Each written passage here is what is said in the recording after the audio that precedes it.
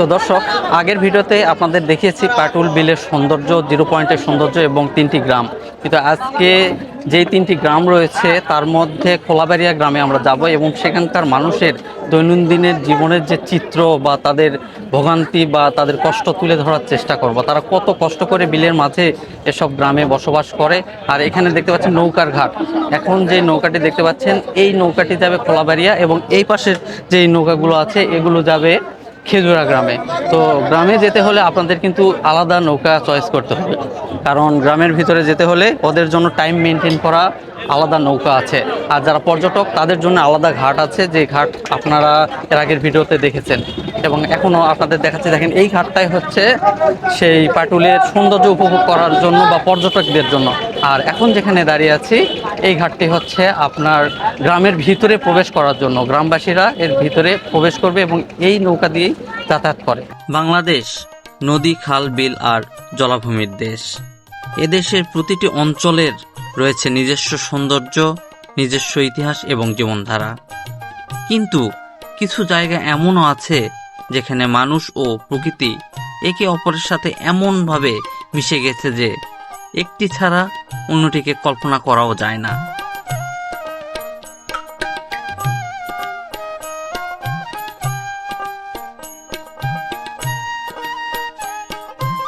সুবিশাল জলাভূমির মাঝখানে দ্বীপের মতো ছোট ছোট গ্রামগুলো টিকে আছে এই বিলের সাথে সংগ্রাম করে।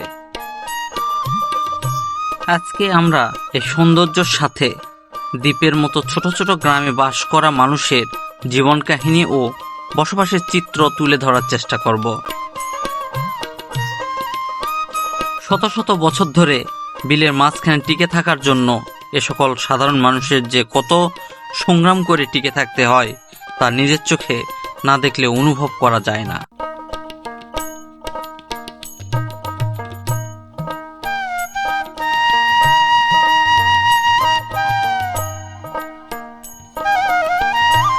আজ আমরা এসেছি উত্তরবঙ্গের এক অনন্য জলরাজ্য নাটোর জেলার হালতিবিলের খোলাবাড়িয়া গ্রামে। বর্ষার পানি যখন এই বিলকে এক বিশাল জলরাশিতে পরিণত করে তখন গ্রামের কাঁচা পাকা পথগুলো হারিয়ে যায় পানির গহ্বরে। জীবন তখন আর চাকার উপর নয়, ভেসে চলে কাঠের নৌকার বুকে। বর্ষাকালে নৌকাই হয় একমাত্র বাহন। এই হালতি বিলের সাধারণ মানুষের কাছে নৌকা ছাড়া দ্বিতীয় কোনো অপশন আর থাকে না।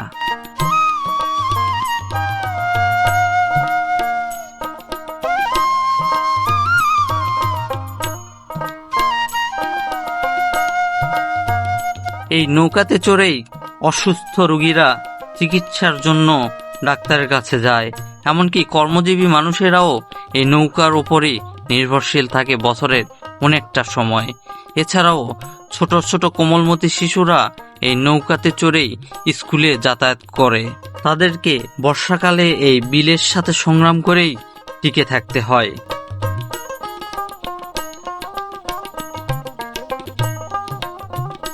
বিলের যে সৌন্দর্য দেখার জন্য বাংলাদেশের দূর দূরান্ত থেকে হাজার হাজার পর্যটক এখানে ছুটে আসে, সেই সৌন্দর্যের আড়ালেই এখানকার মানুষের কত কষ্ট করে টিকে থাকতে হয় এই দ্বীপের মতো ছোট ছোট গ্রামে।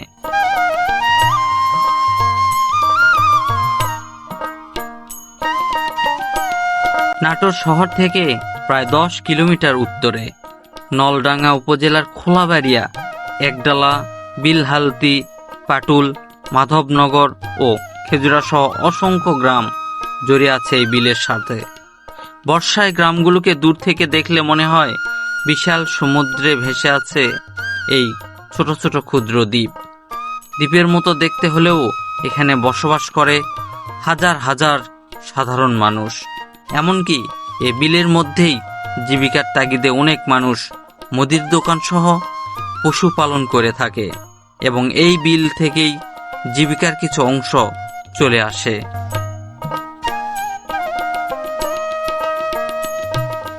বর্ষাকালে অনেক বেশি জলাবদ্ধতা সৃষ্টি হওয়ার কারণে এইভাবেই গরু পালন করে এই গ্রামের লোকজন। দেখতে পাচ্ছেন এখানে অনেকগুলো গরু এক জায়গায় পালন করা হচ্ছে। জায়গা স্বল্পতা, খাবারের স্বল্পতা এই সময়টায় খুবই, এ কারণে তারা এইভাবে ছোট্ট জায়গাতেই অনেকগুলো গরু পালন করে এবং খাবার খাওয়ানোর জন্য এই যে দেখতে পাচ্ছেন আমার পেছনে খড়ের পালা, এই খড়ের পালাগুলো ব্যবহার করে, এগুলোই মজুত করে রাখে সব সময় বর্ষাকালীন সময়টা। এইগুলো দিয়েই আসলে গরু ছাগল যেগুলো আসে গবাদি পশু সবগুলো কিছু পালন করে থাকে, দেখতে পাচ্ছেন।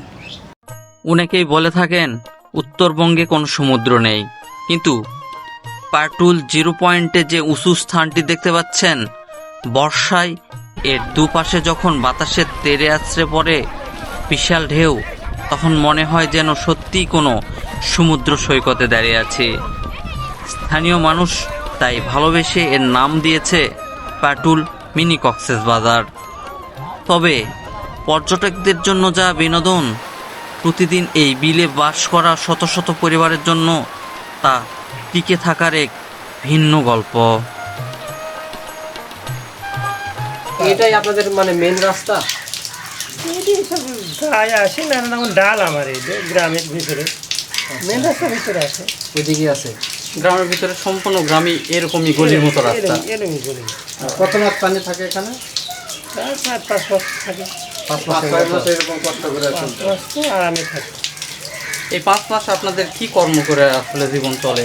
এই 5 মাস যে জলাবদ্ধতা, খুব বসতে খাওয়া, বসতে গরু খাওয়া। আছে, এটা ওষুধ মানে গবাদি পশু পালন করেন এই সময়টা, কেউ হয়তো বা মাছ নৌকা মারেন, কারখানা না কাজ, কেউ মাছ মাছ দিতে মাছও মারে। নৌকা ভাড়া মারে, হ্যাঁ, নৌকা নানান রকম কাজ করে। খুব কষ্টেই এই এখন এইভাবে সময়টা আমার যায়। অভ্যাস হয়ে গেছে। অভ্যাস। হ্যাঁ, এইভাবে চলি। কয় মাস চলে এই জলাবদ্ধতা? চলে তো প্রায় 5-6 মাসই 5-6 মাস। বছরের অর্ধেক সময় এরকম থাকে। হ্যাঁ। এই বিলাঞ্চলে বেশ কিছু স্কুল, কলেজ ও মাদ্রাসা থাকলেও বর্ষা এলে শুরু হয় শিক্ষার্থীদের চরম দুর্ভোগ। বিলে অবস্থিত বিদ্যালয়গুলোতে যাওয়ার একমাত্র মাধ্যম নৌকা। তীব্র ঝড়, বৃষ্টি, বাতাস কিংবা উত্তাল ঢেউ অপেক্ষা করে কোমলমতি শিশুদের প্রতিদিনই জলের পথ পাড়ি দিতে হয়। শিক্ষকরাও সমান কষ্টে পাড়ি দেন এই পথ।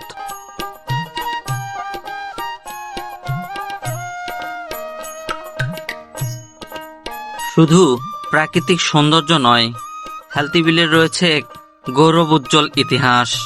1971 সালের মুক্তিযুদ্ধে এই দুর্গম বিল ছিল মুক্তিযোদ্ধাদের জন্য অন্যতম নিরাপদ আশ্রয়। পাক হানাদার ও তাদের দস্যুর রাজাকারেরা যখন চারিদিকে থেকে খোলাবাড়িয়া গ্রাম ঘিরে ফেলেছিল, তখন জীবনের ঝুঁকি নিয়ে মুক্তিযোদ্ধাদের সহযোগিতা করেছিলেন এখানকার সাধারণ মানুষ। রক্তক্ষয়ী সেই যুদ্ধে সহযোদ্ধা শহীদ আব্দুর রাজ্জাককে হারালেও মুক্তিযোদ্ধারা পিছু হটেননি। শত্রুদের বিতাড়িত করে তবেই বিজয়ের পতাকা উড়িয়েছিলেন। এখানকার হ্যাঁ, আমি স্থানীয় লোক। স্থানীয় আমি একজন মুক্তিযোদ্ধা। মুক্তিযোদ্ধা। এই গ্রামে তো মুক্তিযোদ্ধারও ইতিহাস তো অনেক ভালো আছে। এই যে স্মৃতিস্তম্ভ নাই, হ্যাঁ হ্যাঁ হ্যাঁ। হ্যাঁ, এই যে আমাদের জন্য স্মৃতিস্তম্ভটা হচ্ছে, এই গ্রামে যুদ্ধ হচ্ছে 71-এ। হ্যাঁ, পাক সেনা মারা গেছে 7 জন, আর 17 জন আহত হচ্ছে। আর আবার পাবলিক মারা গেছে 3 জন, একজন মুক্তিযোদ্ধা মারা গেছে আর 2 জন পাবলিক মারা গেছে। তো গ্রামের পূর্বের তুলনায় উন্নতির ছোঁয়া কতটুকু পাইছে? হ্যাঁ, এখন বর্তমান এটা ভালো।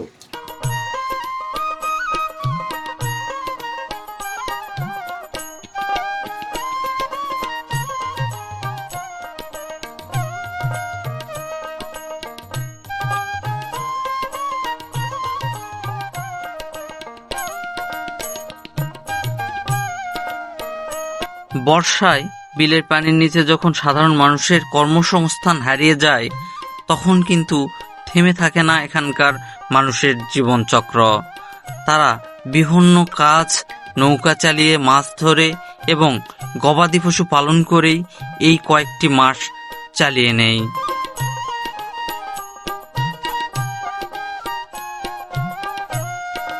বর্ষাকালের এই সময়টাতে পাট চাষ করে থাকে কৃষকেরা এই বিলে, আর এখান থেকেই উপার্জনের কিছুটা অর্থ চলে আসে।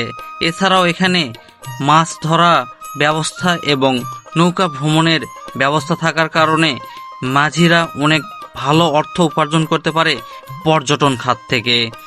হাজার হাজার মানুষ এখানে ছুটে আসে শুধুমাত্র এই হালতি বিলের সৌন্দর্য দেখার জন্য।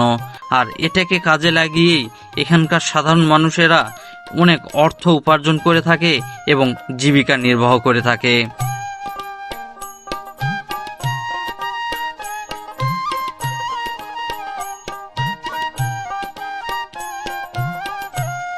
জলরাশির মাঝে ফুটে থাকা বেগুনি কলমি ফুল যেন সবুজের ক্যানভাসে প্রকৃতির এক অপূর্ব নকশা। কিন্তু এই রূপসী রূপের অন্তরালে রয়েছে কষ্টের গভীরতা। বর্ষায় যখন গোরস্থান কিংবা ঈদগাহ মাঠ পানিতে চলে যায়, তখন শেষ যাত্রার খাটিয়াও তুলে দিতে হয় নৌকায়।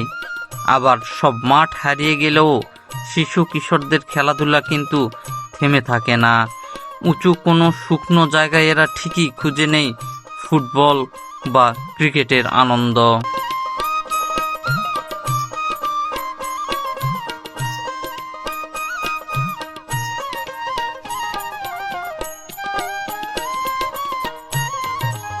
বর্ষাকালে পাট কাটা ও পানিতে জাগ দিয়ে আঁশ ছাড়ানো এখানকার শত বছরের পুরনো ঐতিহ্য। তবে সম্প্রতি বছরগুলোতে বিলের জলে শুরু হয়েছে বাণিজ্যিকভাবে হাঁস পালন।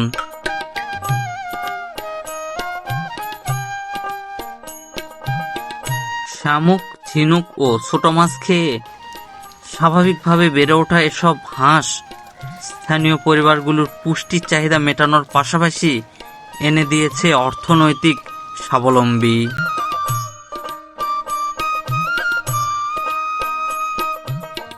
হালতি বিলের মানুষের জীবনের ভিত্তি কৃষি ও প্রকৃতি। প্রতিকূলতার মধ্যেও প্রতিটি বাড়ির আঙিনায় ফলে লাউ, কুমড়া ও নানা পদের সবজি।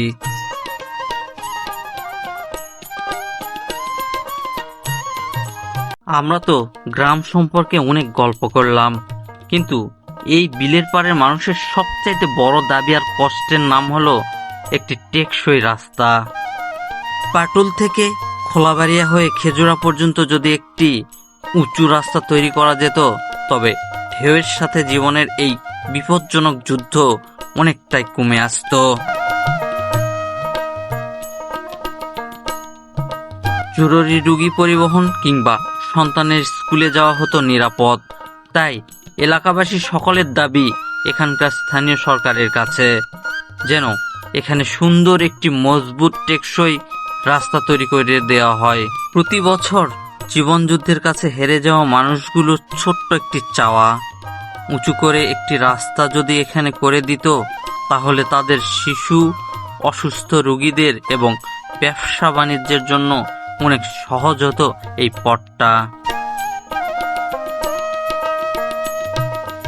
প্রতি বছরই নৌকা দিয়ে পারাপারের সময় নানা রকম দুর্ঘটনার শিকার হয় এখানকার মানুষজন।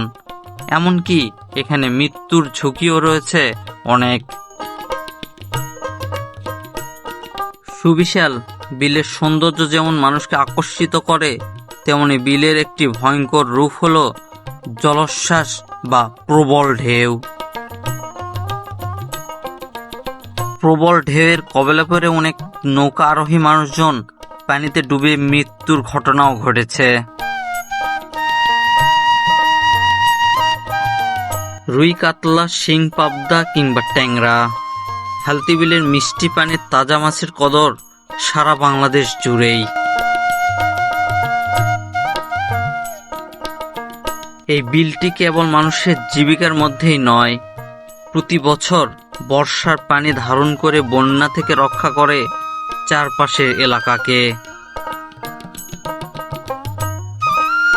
শীতকালে অতিথি পাখির কলকাকুলিতে মুখরিত হওয়া এই হালতি বিল আমাদের প্রকৃতির এক অমূল্য উপহার।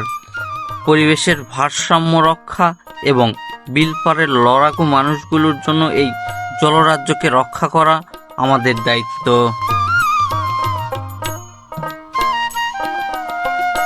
বেঁচে থাক হালতি বিল তার নিজস্ব সৌন্দর্য ও ঐতিহ্য নিয়ে।